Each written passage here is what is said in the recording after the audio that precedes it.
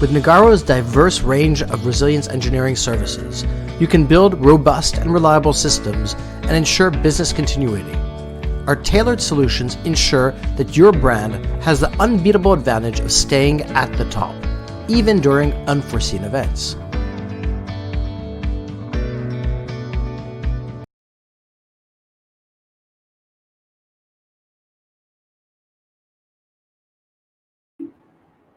Hey folks, how's it going? Welcome back. Welcome back to the second talk of the day.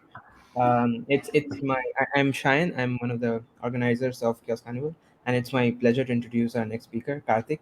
He's one of the maintainers of the CNCF incubated project LitmusChaos, and with a passion for all things Kubernetes, he is generally interested in DevOps, storage performance, benchmarking, and of course chaos engineering.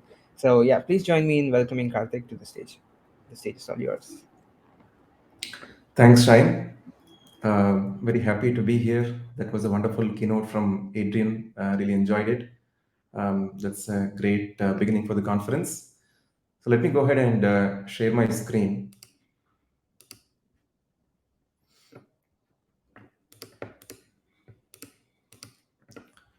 I hope my screen is visible.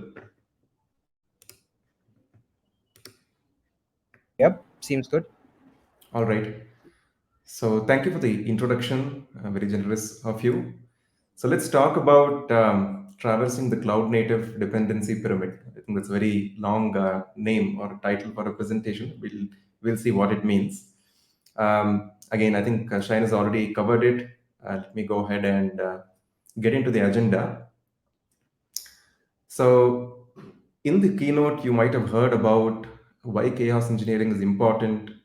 What are the obstacles to start chaos engineering? Where does the push need to come from? How do you approach chaos engineering as a process? A lot of good info. So, I'm assuming that by now you're all clear about the relevance of chaos engineering and how you actually get started. There is a problem though. We'll talk about very similar concepts as to what was referenced in the keynote in this discussion as well. But we'll go one step deeper and talk about some operational aspects and challenges that you have with chaos engineering and how you go about solving that. So, as part of the agenda, we have these items today. We'll talk about the big conundrum that we have, where to start, what kind of chaos experiments to start with. Of course, all this comes after you've identified the why as part of your management and as part of the engineering team. You've identified and justified for yourself why you want to do chaos engineering. And once you've decided to take that step, the next problem is about how you approach it. What is the kind of attacks you need to carry out, where you need to carry those attacks out, and what components or which services do you do the chaos, right? And there has to be some intentioned reasons behind doing that. When you're picking something, you need to be very sure of why you're doing that. And we'll talk about what causes this challenge. So why do people have this challenge? Why do they have this issue in the first place? There are so many kinds of attacks. There are different kinds of components where you can inject, which you can subject to chaos. But the problem is compounded in a cloud native environment. So in this discussion, we'll focus on chaos in the cloud native context. Of course, chaos does not need to be restricted to a cloud native or a Kubernetes native environment. It is applicable for all kinds of applications and infrastructure. But of late, a lot of organizations are undergoing digital transformation. They're moving to cloud native ways of building, hosting, and maintaining their applications. So we'll talk about chaos challenges in the cloud native context.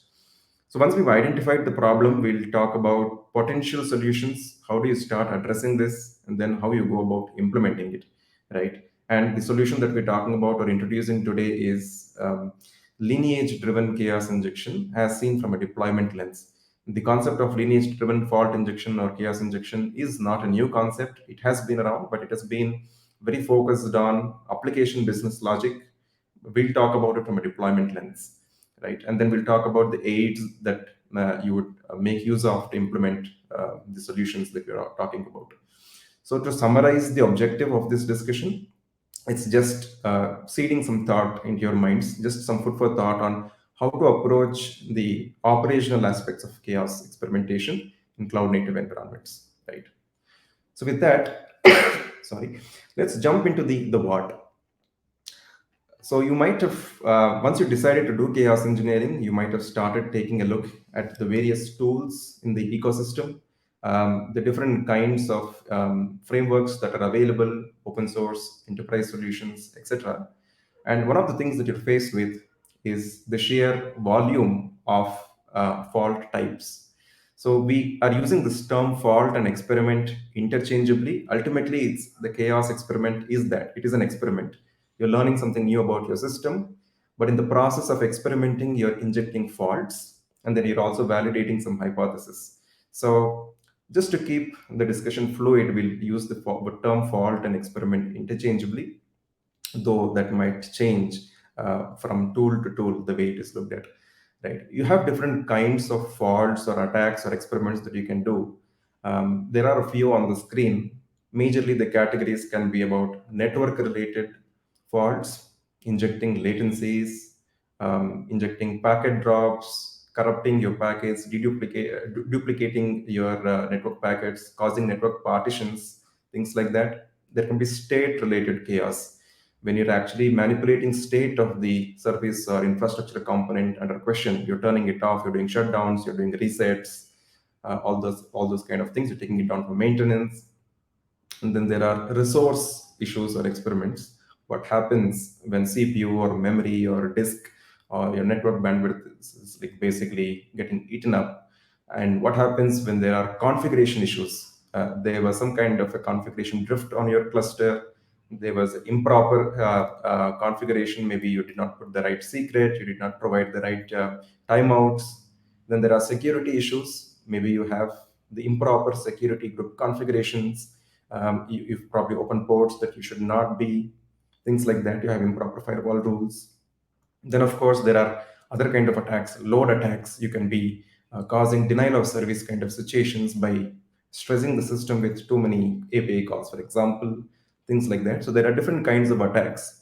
And all these attacks are going to be applicable in equal measure to the infrastructure or the applications that you're looking at. So how do you prioritize? How do you assign an attack to an infrastructure component or to a service? And how do you go ahead and execute that and prioritize that over the other, right? That's really the confusion that you have. And then you have, just like the different kind of attacks, we already alluded to this by talking about it in the previous slide. The where also is important. There are so many kind of components that make up your eventual deployment environment. So when you are providing a service to the world, to the customers, there are so many components involved, right?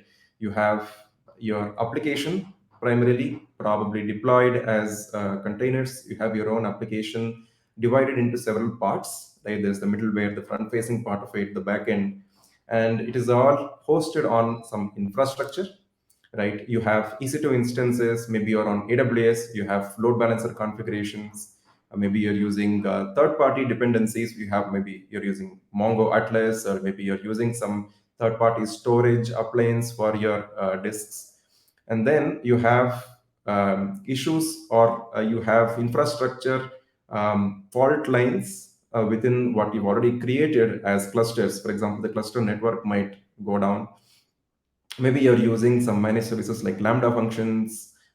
Maybe you are running your own services as Kubernetes deployments. Maybe you're running some Spring Boot applications. You're running some Python applications. There can be issues within the software as well. So there can be issues in infrastructure. There can be issues in your software that you are deploying. Then there can be issues with third-party dependencies. There can be so many components which can be subject to failure. And you talked about the different kind of attacks. Now you have so many kind of components. So how do you do the mix and match, right? And how do you actually prioritize? So that's really the confusion. We'll dig deeper and see why. We'll try to understand how this sort of comes about in a cloud native environment. In a legacy or a heritage infrastructure with monolithic applications, you probably might not have faced so much confusion. But it is really something to look at in case of cloud native environments. So you can look at this dependency pyramid here. You have the platform or the infrastructure that is maybe on some cloud provider, or maybe it is in your own data center on prem. You're putting Kubernetes on top of it, which is a very, very dense system in itself. It's a very dense orchestration engine with multiple moving parts, multiple services that makes it function. Then you're pulling in a lot of services from the CNCF landscape, from the Cloud Native Computing Foundation landscape, as auxiliary or supporting services. Maybe you're using some service meshes, maybe you're using some monitoring systems, maybe you're using some service discovery mechanisms, etc. These are, when we call this as auxiliary or supporting, don't get me wrong, these are very important for your application to function, your services to be available and usable for the customers.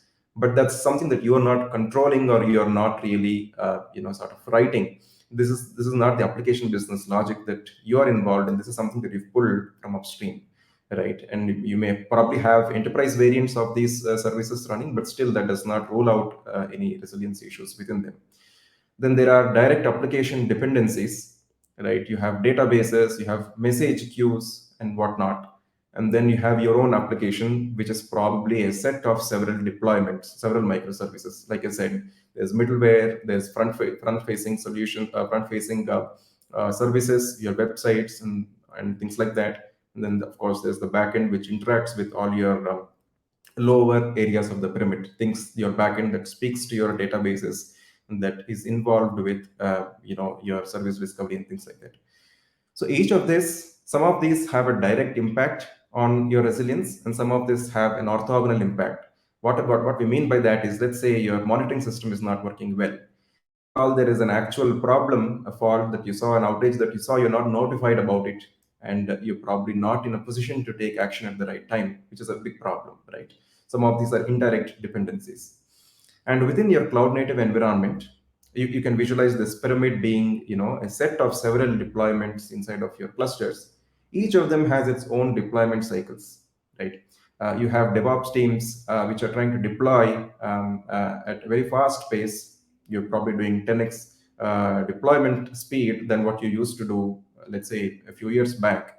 And each of these have multiple entities within them. For example, we're talking about platform services that can involve compute nodes, that can involve storage, that can involve network. Talking about Kubernetes, we're talking about several services like Kubelet, maybe your runtime, your schedulers, etc.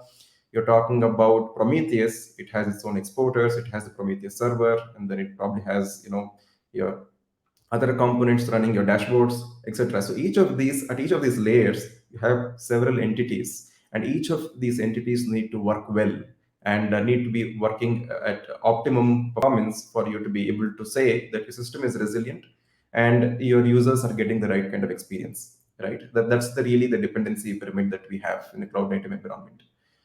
So when, as SREs or as DevOps folks, when you're faced with this kind of infrastructure challenges, how do you ascertain what kind of chaos experiments that you will do? You could be thinking of past outages, things that you saw failing before, and you might want to test them out and prevent them from happening again.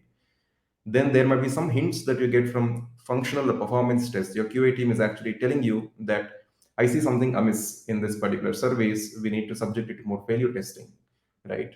And then, of course, there are developer suspicions. Maybe somebody decides to do random exploration of your infrastructure. And then, of course, you have architecture walkthroughs. You have your architecture diagram, your deployment diagrams. Then you're coming and walking through it to see what all failure points are there, and then you sort of list them, right? But architecture walkthroughs are very daunting, and they are very subjective as well. Depends upon who is sitting for the architecture review, right? You may not have the quorum, you might not have the right folks, so it can be, it has its own challenges, right? So you can see this picture there. Is it enough? You need a very scientific approach to deriving the proper set of chaos experiments, what attacks to do, on what components, when are you going to do it, how are you going to repeat it? Are you going to do it continuously? Are you going to do it in a one-off way? What are you going to validate when these chaos experiments are being executed? When the fault injection is happening, what is it that you want to validate? All this needs some scientific approach to arrive at this list, right? So the solution that we are sort of, that I would like to propose or sort of seed the thought into your minds is something called lineage driven chaos injection. And we are going to look at lineage from a deployment perspective. So we're taking a two-pronged approach to identifying the lineage. One is see what is the composition of your service, right? And when I say service, I'm just talking about an entity which is probably listening. This is the standard definition of a service. It's listening on one or more ports. It's backed by a workload or a process, right? Try to identify what is the composition of the service, what are the backing resources. Okay, this is probably the deployment or the stateful set or daemon set behind a service. These are the pods comprised of your deployments. These are the containers within your pods, and these are the processes running within your containers, right? Potentially each of this is a failure point. Maybe some of them can be prioritized, some of them need not be, right? And some of them are not really targets. For example, deployment is not really a target in the truest sense. Ultimately, it's the pods that are going to be impacted and the containers that are going to be impacted. But you would need a wholesome picture of what is your service looking like, what are the checks, health checks associated with it, and how it is deployed in your environment. So there are some diagrams that you can see here, which are actually helping you to visualize this. There are deployments that are spread across, which have replicas spread across nodes, right? Each of them hosts some pods. They have containers, and then there are process, and then they just repeats. So you identify this list. That's the first thing that you would do. And then you're also looking at what are the dependencies for a service, right? And you take why are we focusing so much on services? Because ultimately these are the functional or the sort of really the brains as part of your entire application infrastructure. And these are what are combining to give you the ultimate usage, right? Ultimate customer service. So which is why we are focusing on these as the main nodes in our identification process. The second approach, the first approach was about identifying the composition of a service. The next approach is about identifying what are its dependencies. So I've shown you a sample e-commerce application. It's an online boutique. And what we have drawn here is the network map of that particular application. So we are saying it is composed of these microservices, the front end, the checkout, the payment, email, shipping, so on and so forth. And for each of these nodes that you see in this map, some services are upstream and some services are downstream, right? And sometimes the upstream or the downstream might not be within the infrastructure that you are hosting. It might be outside. For example, let's say you're using some managed Redis or managed Mongo. That's something that's sort of residing outside of your cluster, right? But of course, it's an important element that you need to factor into and find out what chaos you can do for traffic that's going out to this managed services like Redis or Mongo, right? Sometimes you might want to get a view of this network map for your entire cluster. That's basically going to be complicated. It's going to give you a lot of chaos that you can do, but it's going to also muddle your view. So it is good to do this for certain logical boundaries. The logical boundaries can be your application, or maybe it's for your team. It's the part of the your infrastructure that probably you're responsible for, etc. So you create this logical boundaries, do this mapping. So at this point, what you've arrived at is a service catalog. So you have a service, you have a detailed idea of what it is doing, what are the APIs that it is supporting, what is its steady state optimal characteristics, what are the service level indicators of your service, what are your objectives around its functioning, right? What do you expect about the service? How performant do you think it should be? How much availability do you think it should exhibit? All that, and then you have all the backing resources behind that service, and then you also know what are the services that it is speaking to, what services depend on this service, what is the hosting infrastructure underlying it. Then of course you also find out about what's happened to this service in the past, what is the behavior it has exhibited upon certain conditions, upon certain traffic, for example. And then based on all that, you derive a priority. Right now, you have a list of exact chaos experiments. You have, let's say, attacks that you can map to all the backing resources. For example, state chaos can be done against the pods, against the nodes, Network chaos can be done against the services. For example, service A is talking to service B. So what happens if you do latency injection between service A and B? What happens if you do it between service A and C? Things like that. So you can identify the different kind of attacks, and you can map it against the different components that compose of a service. And of course, you can also do dependency related chaos, network chaos, latency injections, packet drops between certain services, or maybe what happens if an incorrect HTTP response is received for a service, or what happens if the DNS resolution doesn't take place very well, right? You can basically do dependency chaos, and then you can also say what happens when my service is getting loaded beyond a certain point. So you can do load tests and resource tests to identify all possible chaos experiments against a service. And then, of course, depending upon the practical challenges in being able to execute it, you might have time constraints, you might have tooling constraints, you might have environment constraints, cost constraints. There might be so many challenges in actually carrying out an experiment.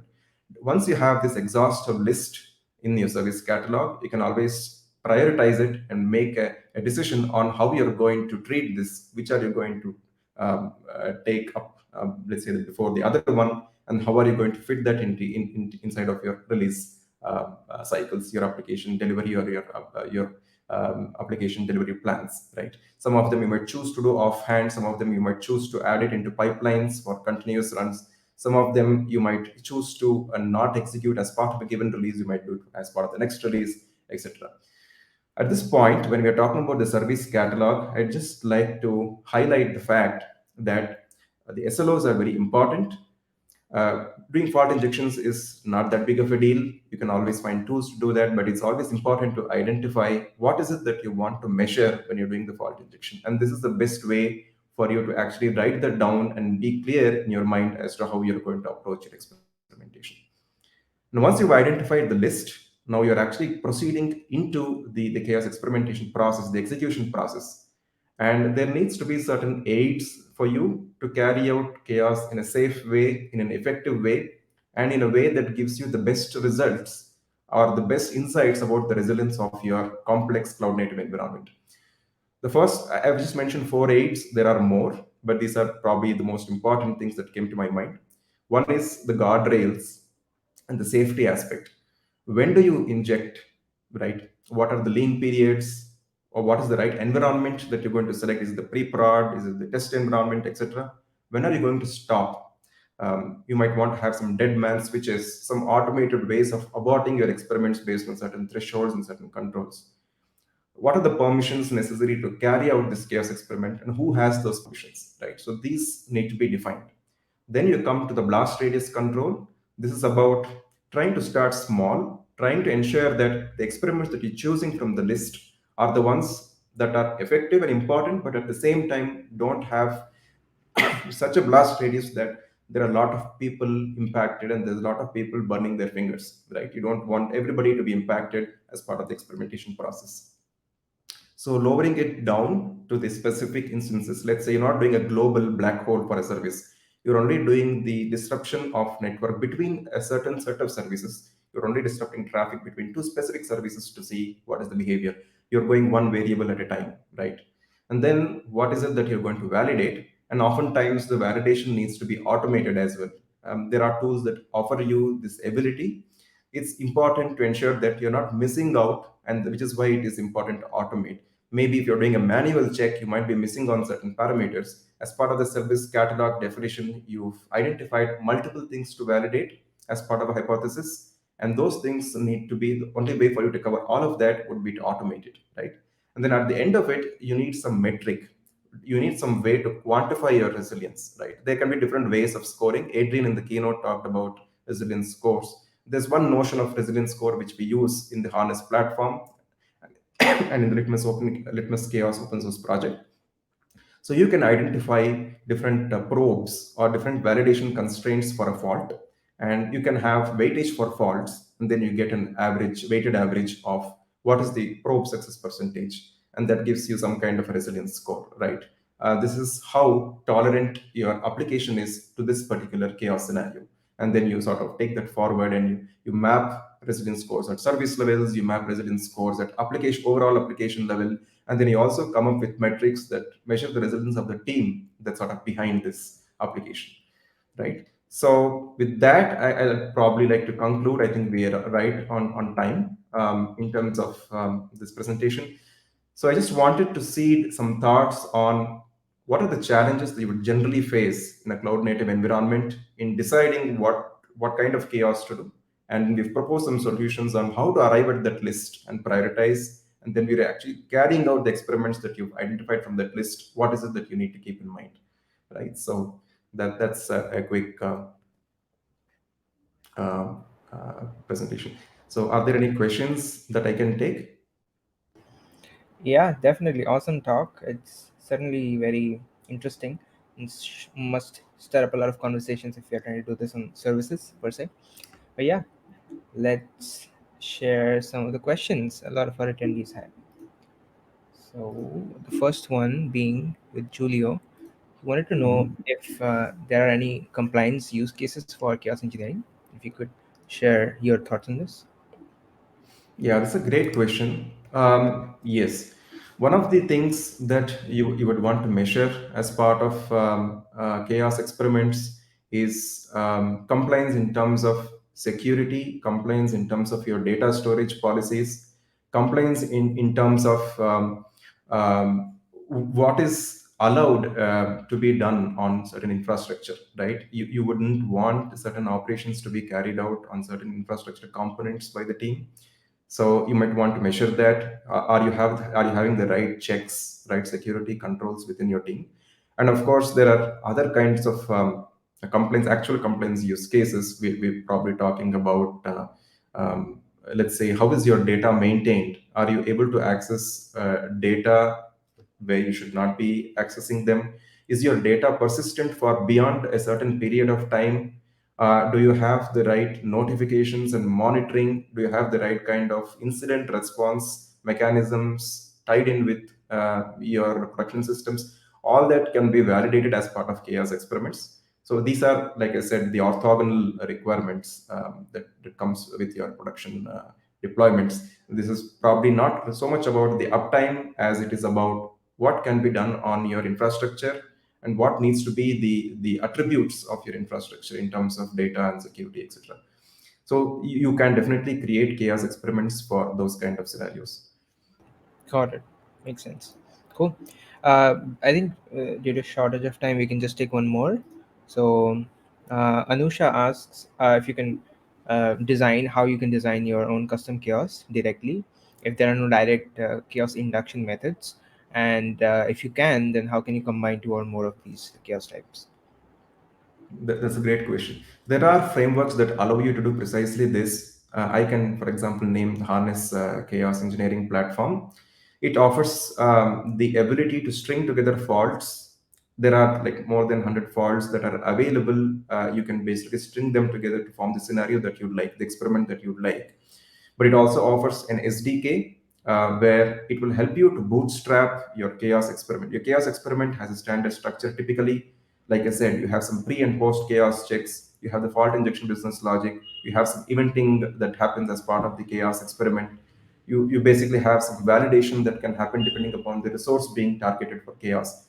So all this is part of the experiment. And there are SDKs available to help bootstrap this experiment. So you just need to fill the fault injection business logic, right? So that's available, and then you can store them in chaos artifact sources called chaos hubs, and then share it across teams.